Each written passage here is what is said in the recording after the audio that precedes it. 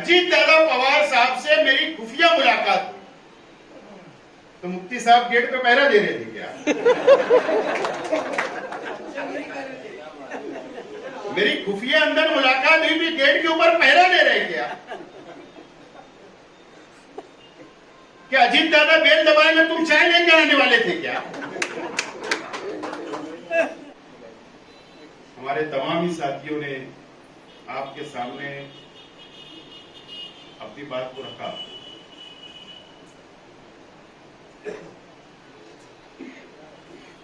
और मैं समझता हूं कि हमारे तमाम ही मुकर्रिर ने अलग अलग हालात के ऊपर शहर के अंदर हमारे खिलाफ की पार्टियां जो हालात बनाने की कोशिश कर रही है, जो शहर की आवाम को धोखा देने की कोशिश कर रही है और जो लोग नूरा कुश्ती लड़ रहे हैं, वो तमाम ही बातें मैं समझता हूं मुकर्रिर ने बोला, अपनी बात को रखा।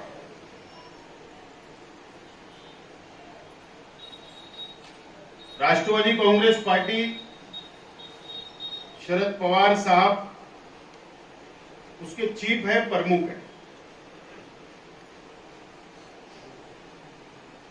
और इस बीच में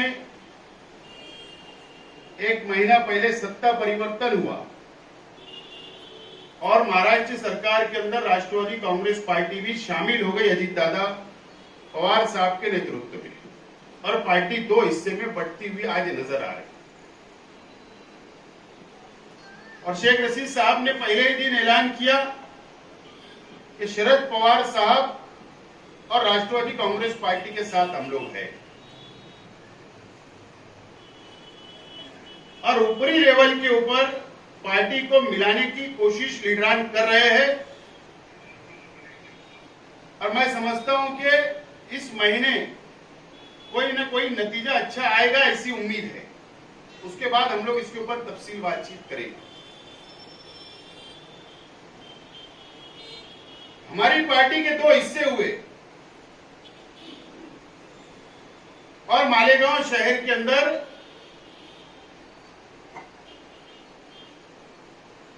मेरे खिलाफ और पार्टी के खिलाफ अंधभक्त लोग, जो अंधभक्त होते हैं ना, वो लोगों ने सोशल मीडिया के जरिए मेरी बदनामी करने की कोशिश की और शहर की आवाम के सामने शहर की आवाम को गुमराह करने की कोशिश की। तो हम लोग तो खामोश थे। आप लोगों को पता है कि मैं 1.5 महीने से मैं बीमार चल रहा था। हम लोग खामोश थे, लेकिन मैंने कुछ जवाब दिया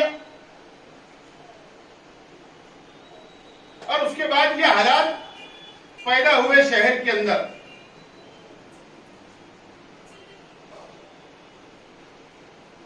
अजीत दादा पवार साहब से मेरी खुफिया मुलाकात हुई तो मुफ्ती साहब गेट पे पहरा दे रहे थे क्या? मेरी खुफिया अंदर मुलाकात हुई भी गेट के ऊपर पहरा दे रहे क्या? क्या अजीत दादा बेल दबाए में तुम चाय लेके आने वाले थे क्या? ये सवाल पैदा होता है। और राष्ट्रवादी कांग्रेस पार्टी के लीडर है अजीत दादा पवार और सरकार में शामिल होने के बाद भी शरद पवार साहब को नेता मान रहे हैं और हम शरद पवार साहब को नेता मानते। इसके लिए सरकार किसी की भी हो, हम शहर के विकास के लिए, शहर के डेवलप के लिए हम खुफिया मुलाकात नहीं करते। खुले तौर पर मैं जाकर मिला, अखबार के अंदर खबरें आई और शहर के विकास के लिए, शहर के डेवलप के लिए हम लोगों ने पहल वापस शुरू कर दी। एक साल तो आपको खुला मैदान दिया गया। जब हम की सरकार गिरी, उद्धव ठाकरे साहब चीफ मिनिस्टर से हट गए और शिंदे और भाजपा ने सरकार बनाई, तो आपको होटल ताज के अंदर जाकर आपने मुलाकात की और उसके बाद मुझे अच्छी तरीके से याद है कि होटल ताज के बाद आपने एबीपी माझा से बात करते हुए, इंटरव्यू देते हुए कहा कि मैं उम्रे पे जा रहा हूं, सीएम साहब को कोई गलतफहमी नहीं हो जाना, इसके लिए मिलने के लिए आया था। कि महाराष्ट्र के चीफ मिनिस्टर असदुद्दीन अवैसी साहब है क्या, जो उनको खराब नहीं लग रहा था? अजीब बात, सीएम साहब को खराब नहीं लग रहा। आप इसके लिए गए थे कि सरकार का बहुमत साबित होना था, स्पीकर का चुनाव होना था, और आप जानबूझकर आप तटस्थ रहे, गैर जानिबदार रहे। आपने इस शहर के मुसलमानों को और इस महाराष्ट्र के मुसलमानों को आपने धोखा देने का काम किया। आपने एमएलसी के अंदर आपके खासदार इम्तियाज जलील के साथ आपने अपनी प्राइवेट गाड़ी लगा दी और टैक्सी के अंदर कभी इस दर पर, कभी उस दर पर, कभी उस डाल पर, कभी उस डाल के ऊपर आप घूमते रहे कि आपका कोई सौदा हो जाए। क्या हमको नहीं पता कि आपने राज्यसभा के अंदर क्या किया, आपने एमएलसी के अंदर क्या किया, विधान परिषद के अंदर क्या किया? आपने डबल गेम किया और इस महाराष्ट्र के और इस शहर के मुसलमानों को धोखा देने का काम किया। आपने फिरका परस्त पार्टी के उम्मीदवार को चुन कर लाने के लिए मदद की। ये मैं खुला जिम्मेदारी से बोल रहा हूं। आप जब से चुन कर आए, आपने इस शहर को धोखा दिया और एमआईएम ने इस महाराष्ट्र के मुसलमानों को धोखा देने का काम किया है। मुझे बताओ, आप मुझे बताइए कि 2 दिन पहले अबू असीम आजमी साहब ने कैसी आवाज उठाई? ट्रेन के अंदर मुसलमानों को एक पुलिस वाला गोली मार देता है, आवाज किसने उठाया? अबू असीम आजमी साहब ने। हिजाब का मामला आया मुंबई के एक स्कूल के अंदर, आवाज किसने उठाई? अबू असीम आजमी साहब ने।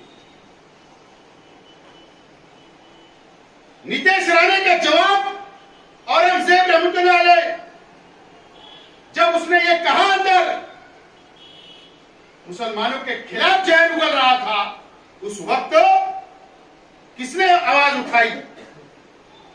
आप तो बहुत इलेक्शन के वक्त हैदराबाद से आकर कौम मिल्लत की दुआएं देते हो, मुसलमानों को मिल्लत के नाम पर नौजवानों को वर्गलाते हो और वोट ले लेते हो, और तुम्हारे दोनों लोग जाकर फिरका परस्ती के तलवे चाटते।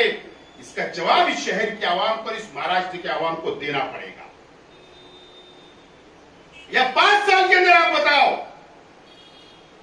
कि कोई कौम के लिए या मुसलमानों पर जुल्म हो रहा है, आपने एक आवाज अंदर असेंबली के अंदर उठाई क्या? ये जवाब आपको देना पड़ेगा। मेरा सवाल है, कब तक? जब मेरी खुफिया मुलाकात हुई तो तुमने यूसीसी की बात की। मैं आज बोल रहा हूं इस मंच से, इस राष्ट्रवादी भवन से,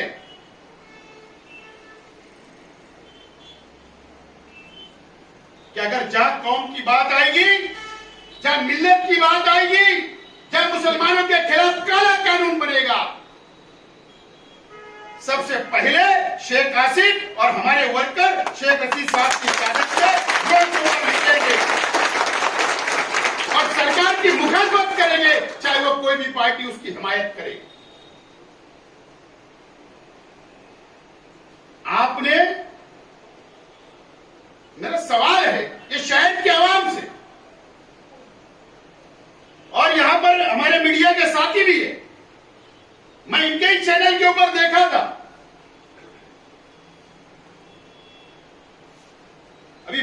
की, ईद उल अजहा की नमाज के लिए ईदगाह के ऊपर तकरीर की गई। क्या तकरीर की गई? जनरल बात। लेकिन कभी भी जुल्म के खिलाफ, दादा भूसे के खिलाफ, फिरका परस्तों के खिलाफ एक लफ्ज नहीं बोला गया। और यह बोला गया कि अभी तो 100 सिविल कोड यूसीसी का कोई ड्रॉप ही नहीं आया है, तो उसकी मुखालफत करने की क्या जरूरत है?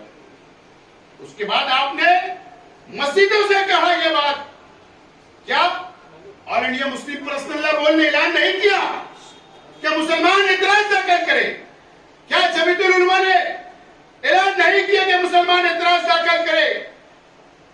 जब लॉ कमीशन ऑफ इंडिया ये एतराज मंगाता है कि किसको ऑब्जेक्शन है, तो आपने यहां के मुसलमानों के अंदर बेदारी नहीं लाते हुए आपने all India Muslim personal law board की तहरीक को डायनामाइट करने का काम किया। आपको क्या डर था? क्या डर था आपको कि मौलाना उमरान साहब, माफ करना मैं ये जुमला बोलने जा रहा हूं कि मौलाना उमरान साहब से डर था कि ट्रिपल तलाक के वक्त, एनआरसी के वक्त, all India Muslim personal law के बैनर के ऊपर जब मौलाना उमरान साहब ने ऐलान किया कि एहतजाज करना है, सड़कों पर निकलना है, तो उनकी एक आवाज पर, all India Muslim personal law board की आवाज के ऊपर लाखों मुसलमान रास्ते पर निकले। क्या आपको फिर डर था कि यूसीसी के मामले में फिर मौलाना उमरान अगर आवाज देंगे तो लाखों की आवाम रास्ते पे निकलेगी? क्या आपको डर और खौफ है? इसके लिए आपने डायनामाइट किया तहरीक को। और अगर हम लोग एक प्लेटफॉर्म में किसी को भी छूना होता है,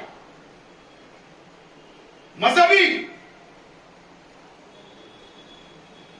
मिल्लत के लिए काम करने वाले, और all India Muslim personal law board के अंदर तमाम ही मसलक के उलमा है, और इसके लिए हमने जिम्मेदारान ने फैसला किया और हम लोग वहां पर मौलाना उमरान से मिलने गए, हिमायत दी, बेदारी लाई, और जितना हमको जिम्मेदारी अदा करना थी हमने वो अदा की। और जब भी अगर ऐलान किया जाएगा ये काले कानून के खिलाफ में, all India Muslim personal law board जब भी ऐलान करेगी हम लोग बढ़ चढ़कर हिस्सा लेने के लिए तैयार हैं, हर वक्त तैयार रहेगी। पार्टी हमारे लिए 2 नंबर, लेकिन अगर जहां मुसलमानों के खिलाफ काला कानून बनेगा तो हम लोग सबसे आगे रहेंगे। और हम किसी भी सरकारों से, किसी भी पार्टी की सरकारों से हम डरने वाले नहीं है। मुझे अफसोस हुआ, बहुत अफसोस हुआ। अबू हासिम आजमी साहब की पार्टी अलग है, लेकिन मेरा तजुर्बा उनके साथ 5 साल काम करने का है। अगर मैं आवाज उठाता था उस वक्त, और अगर फिरका परस्त हमारे मुकाबले में खड़े हो जाते थे, तो अबू हासिम आजमी साहब और हम लोग एक साथ मिलकर उनका मुकाबला करते थे। एक मर्द आदमी आवाज उठा रहा था, फिरका परस्त उसको लटक रहे थे, उसके खिलाफ जहर उगल रहे थे, उसको गद्दार बोल रहे थे। आप, और अफसोस के साथ बोलना पड़ता कि जितने मुस्लिम लीडरशिप थी अबू हासिम आजमी का साथ देने के लिए खड़ी नहीं हुई। ये बहुत दुख की बात है। और उसके बाद आप पाखंड करते हो, शहर में शहर को धोखा देने का काम करते हो। इलेक्शन करीब आ रहा है, 4 साल गुजर गए। अब तुम्हारे सामने कॉर्पोरेशन का चुनाव, तुम्हारे सामने असेंबली का चुनाव आएगा, पार्लियामेंट का चुनाव आएगा। जो जो लोगों ने तुम्हारे साथ में मिलकर आपको चुनकर लाने की मेहनत की, आपने 4 साल नजरअंदाज किया। अब ये शहर हिसाब मांगेगा, तो क्या हिसाब दोगे? ये शहर हिसाब मांगने वाला है, तो क्या हिसाब दोगे? तो आपने जनता दल के ऊपर इल्जाम लगाया कि टेंडर मैंने उनको दिया था और उन्होंने काम नहीं किया, बिल खा गया। बहरहाल चोर तो दोनों में से कोई एक है और झूठ तो कोई बोल रहा है, ये तो बिल्कुल सच है। और मुझे शक है कि शहर के अंदर कारपोरेशन की रोड जहां बनती थी, कारपोरेशन के फंड से जहां रोड बनती है, जानबूझकर उसी रोड के ऊपर एमएलए फंड डाला जाता है, काम कारपोरेशन के फंड से और बिल पीडब्ल्यूडी से निकलता, ऐसा मुझे शंका है, शक है। और भ्रष्टाचार किया जाता है। इसकी इंक्वायरी अगर होती है तो बहुत कुछ सामने आ सकता है। मुझे हमारे पड़ोसियों से कोई दोस्ती नहीं है, इन्होंने जैसा किया वैसा भरना पड़ रहा है इनको भी। और ये कोई दूध के धुले हुए नहीं है जनता दल के लोग, और ना वो दूध के धुले हुए हैं। सिर्फ हमारे डर और खौफ से, हमारी ताकत से, हमारे वर्करों की ताकत से ये एक होते हैं। और नहीं तो मैं आज चैलेंज करता हूं, मैं ये मानता हूं कि मुफ्ती इस्माइल साहब शहर के लीडर है, क्योंकि असेंबली उन्होंने लड़ा और मैंने लड़ा। शहर के 2-3 लीडर सिर्फ शहरी लीडर है, शेख रशीद साहब और मैं और मुफ्ती इस्माइल साहब, ये वर्सेस हमारा हमेशा चला है। और नहीं तो ये छोटे मोटे लोगों ने तो शहर के लीडर बोलने की इनकी औकात भी नहीं है, ये इन्होंने तो बोलना छोड़ देना चाहिए। और इसके लिए हिम्मत लगती है, ताकत लगती है। और नहीं तो इन लोगों ने सामने हमने आके एक टाइम कौन ही शहर का लीडर है, पब्लिक किसके साथ है, सामने हमने आ जाओ, घोड़ा मैदान सामने है। और मैं तो ये मानता हूं और हमेशा बोलता हूं कि मारे मरद, मार खाए मरद, जीते मरद और हारे मरद।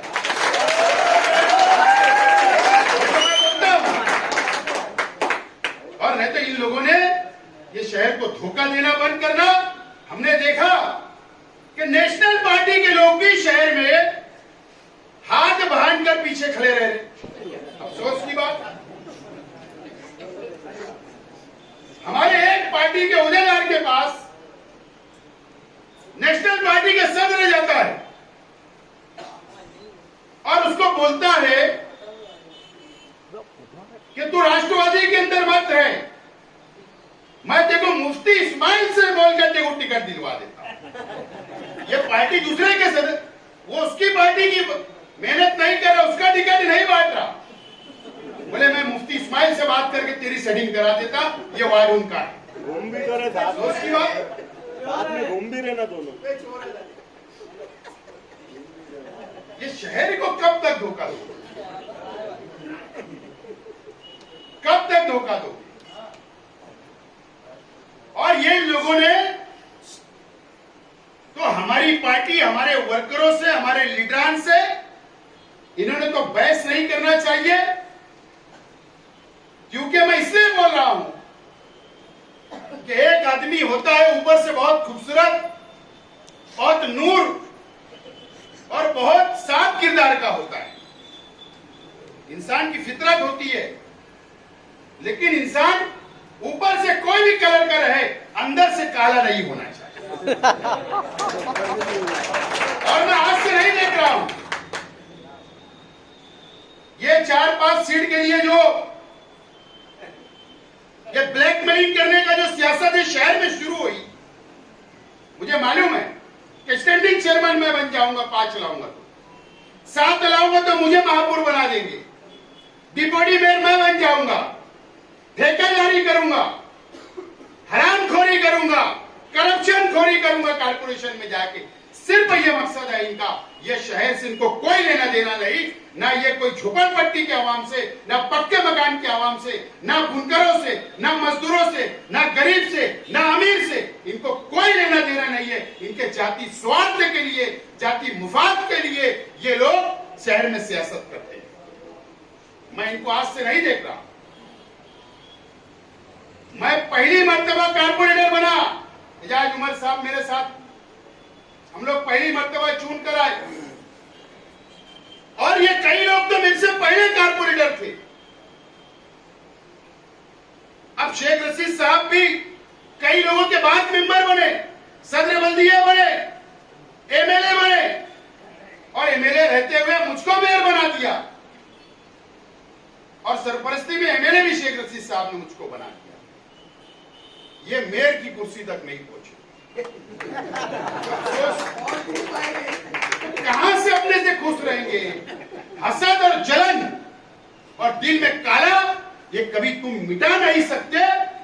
ये फितरत उनकी बन चुकी है कि तुम्हारे साथ ये कभी रह नहीं सकते और हमेशा तुम्हारे मुखालिफ रहेंगे, जहर उगलने का काम करेंगे, क्योंकि उनके सामने का बच्चा जो पीछे से आया, उनको वटेक करके विधानसभा के असेंबली के अंदर बैठकर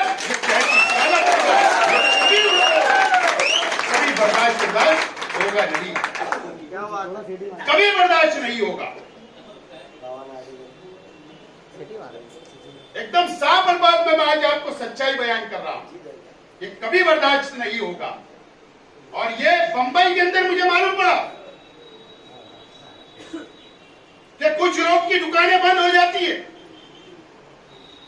कारपोरेशन में हमेशा रोजी रोटी, पूरा खानदान वही रोजी रोटी खा रहा है, दुकानें बंद, फिर इलेक्शन आ रहा है।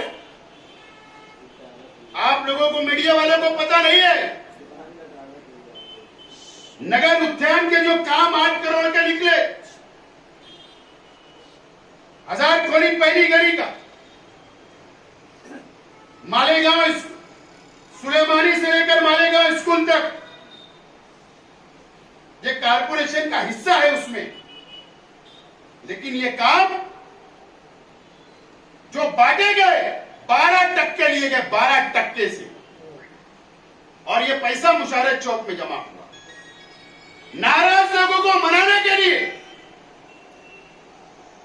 किसी को 2 करोड़ का काम और डीलिंग हाईवे की एक होटल के ऊपर चिकन चिल्ली के साथ हुई, 12%। दूसरा नाराज था, उसको 1 करोड़। कोई ब्लैकमेल करता, मैं बहुत पहलवान हूं, मैं तो ऐसा कर देता हूं, समाज पलट देता हूं, बहुत नाराजगी, 2 करोड़ का काम 12% में खुश। कितने टक्के और कहां पर दिए गए मुझको सब पता है।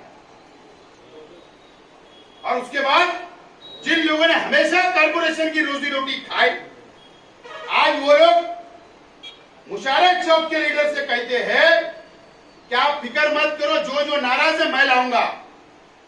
और मुंबई के अंदर नेशनल पार्टी के सदर भी, 7 कारपोरेटर वाले भी एमएलए के साथ बैठक करते हैं और बोलते हैं कि फिक्र मत करो, जनता दल वालों को भी हम साथ में लाएंगे, फिर एक महागठबंधन बनाएंगे और फिर शेख रशीद परिवार को हम खत्म करेंगे।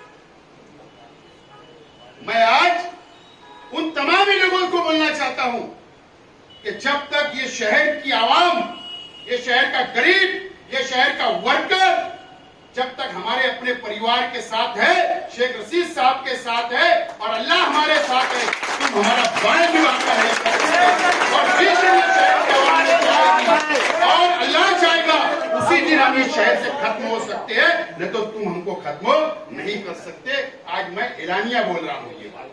शेख रशीद साहब आगे बढ़ो, हमारे साथ हैं। रशीद साहब आगे बढ़ो, हमारे साथ हैं। मैं आज ये एलानिया बोल रहा हूँ कि ये तमाम ये जो इनका धंधा शुरू है, ये सिर्फ सत्ता के लिए, अपने मुफाद के लिए ये एक होते हैं। और शेख आसिफ जो इतना खटकता है, तो अगर इनको कोई रुकावट सबसे बड़ी है, अगर ये करप्शन करते अगर कोई रुकावट बनता है तो शेख आसिफ, अगर ये भ्रष्टाचार करते अगर कोई रुकावट पर बनता है शेख आसिफ, अगर ये कब्रिस्तान की जमीन बेच के खाते हैं अगर कोई रुकावट बनता है शेख आसिफ, कि इसका दबदबा क्यों रहता है, इसकी बात क्यों सुनी जाती प्रशासन में, इसके लिए सबसे ज्यादा खटकने वाला है। और मैंने इनकी कभी परवाह नहीं की, खुदा कसम बोलता हूं, इनकी कभी परवाह नहीं की और ना कभी इनसे डरा, क्योंकि शेख रशीद साहब ने डरना सिखाया ही नहीं और ना हम कभी डरने वाले होंगे।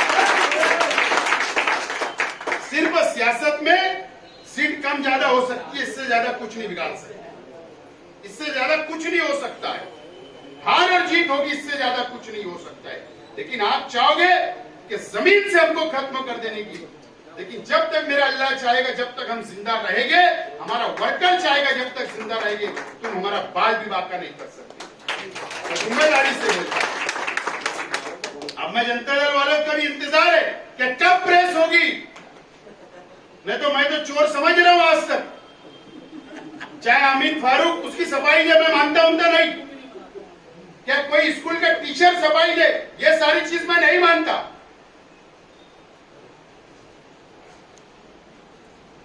अभी और मैं एक बात भूल गया टेंडर की, वो एक वीडियो चल रही थी, कोई अतर साहब नाम के है,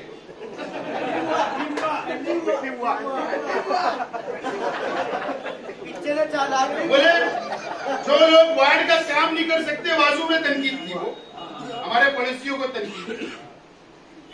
मैं आपको बोलूं, आने वाले फंड के अंदर इनको भी 1 करोड़ का लड्डू है। और लड्डू क्या मालूम, मच्छी बाजार के रोड जो बनेगा ना, बोले वो टेंडर तेको दे दिया जाएगा, वो उनके गुण गाने लगा। किसी को और बोला गया कि तेको रमजानी मस्जिद वाला रोड दे दिया जाएगा। ये सब लड्डू बांटने के काम शुरू है। लेकिन अब ये शहर की आवाम ये चाह रही है